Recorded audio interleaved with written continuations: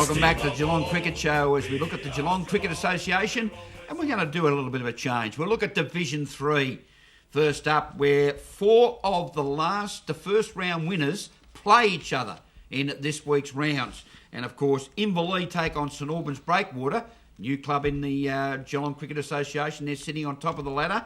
And Lethbridge take on Mottawarri, which will be a very, very interesting tussle, and great to see that Teesdale Tadpoles up there with a round one win in Division 3. In Division 2, the top two sides after round one will be playing each other. Tim, Alexander Thompson take on Thompson up at AT. Should be a very interesting battle. Yeah, it certainly will be. Alexander Thompson had a really good win last weekend, doing it up pretty easily and rolling St Peter's for only 84, I think it was, Graham. So a really good start to the year for Alexander Thompson. I think they lost Michael Cox to height news. Obviously was one of the keys to the success that Alexander Thompson had last year, but they've started the season off on the right track. But Thompson are a side that obviously came with a little bit of redemption on their minds last weekend against North Shore after being surprised in the grand final, and they did it pretty easily in the end out at North Shore. So a really good start to the season for Thompson. They'll be looking to build some early momentum, and I think if they can do that, they'll be very, very difficult to beat with the quality that we see on paper in that Thompson side. And so to Division 1 of the Geelong Cricket Association, the two unbeaten sides in round 1 will play off in round 2, and that is Leopold and East Belmont. East Belmont in second position, Leopold in fourth position. I'll throw the ball to Simon Anderson as an independent. What do you think of this one being played out at Memorial Park at Leopold? Yeah, well, Leopold's obviously done some good recruiting this year and picked up a few blokes. So I think there's about 3 Premier League players that have come down and played at Leopold this year. A couple from Carlton and obviously Mark Fraser from Geelong. So, yeah, no, East Belmont have been good over the years, but I just think Leopold might just pip him at the post. You're going for the Leopold Lions?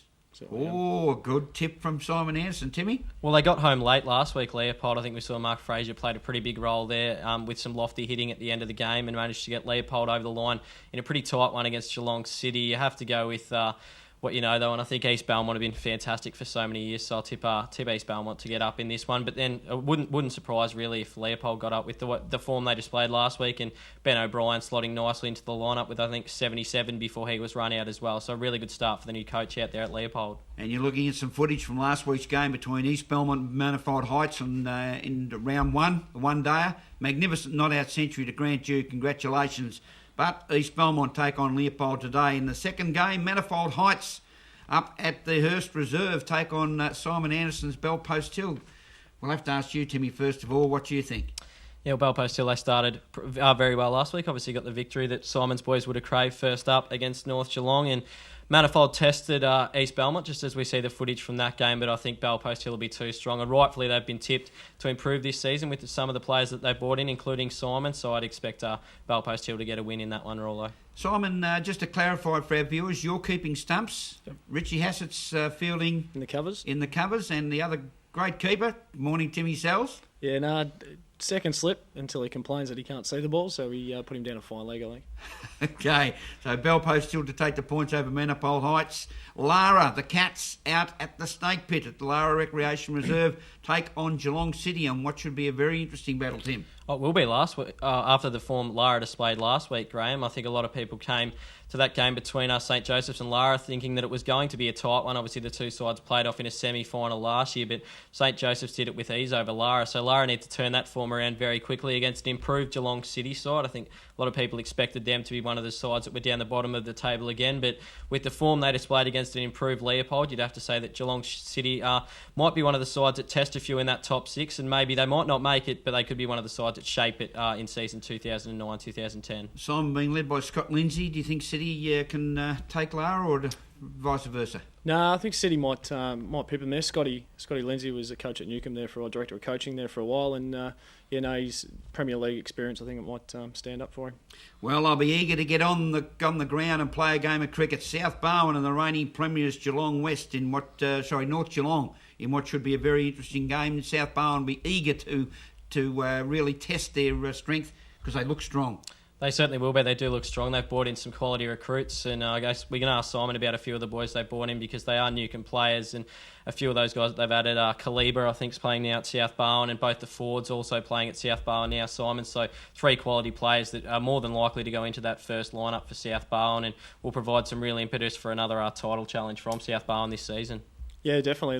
Phil Hunt, I think, is captain of the second at South Barnes, so obviously big Swanee will take up the reins from the end of the wind there. But the Swans are going to be a bit strong this year. They've got some quality cricketers, especially led by Brad Hornstein. You know, they're the one to beat, I think. The old South Hornstein, as we call them at South Bowen, up against North Geelong. As we look at the next match, Grovedale take on St Joseph's, and Grovedale, they'll be anxious to get back to ball after not playing in round one. St Joseph's sitting on top of the table, and by gee, they looked every bit the side this year. Daniel Fanning getting off to a great start last week with 96 and 3 wickets. Should be a very strong battle, but St Joseph's, by gee, they're a good side, Simon. Yeah, definitely. No, they're always up there and about, St Joey's, and you know, having Morgs there with the captain coach, he knows how to lead the troops, and you know they're going to be a tough side this year.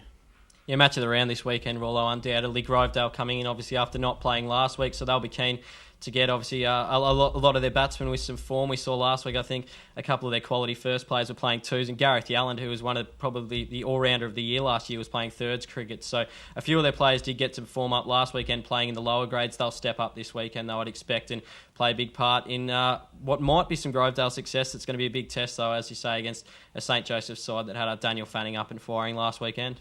And now two of the sides that were unable to play last week come up in round two against each other. Newtown and Chewell taking on Geelong West, the reigning premiers at the Western Oval. This should be a great battle. The two Blues and the Rams, Tim. Yeah, Newtown and Chewell have rightfully gone out and done some recruiting, obviously looking to improve on their form from last year. I think it's going to be a very tough start for them, though. Geelong West showed their quality, especially in the second half of last season, ended up taking out the premiership, and with the form they displayed in the second half of the season, you'd be expecting them to take some real momentum in. I imagine they would have had a pretty strong pre-season, the Rams, and they'll come looking for a win first up against, obviously, a side that, as you said, Graham, didn't play last week as well, Newtown and Chewell. Simon, your views? Well, Newtown, they're a very young side last year, and Gavin Castle's back, I heard, for the two Blues, which is always a good thing, bit of experience. But I think the cousins over there, the Spence boys, I think they might stand up and get the West boys a win, I think. You got family tentacles reaching out through all worlds of the teams of the Geelong Cricket Association. Yeah, very small world, Geelong, unfortunately. Well, it's going to be another great round of cricket in the Bellarine Peninsula Cricket Association, the Geelong Cricket Association, and all Division 1, Division 2 and Division 3 go to Teesdale Tadpoles, and of course in Premier Cricket where Geelong take on Frankston Peninsula. And Grant Duke, congratulations on your 100. Love your bowling with the cap, my son. It was very sunny last weekend. Can't help but have that. Love the East Belmont cap on, Dewey, when you have a bowl. Thanks for being with us on the Geelong Cricket Show. We'll be back with more next week because it is the cricket season where we are Geelong, the greatest team of all. So until next week, Rollo in the blue and white saying, catch up. We are Geelong, the greatest team of all. We are Geelong.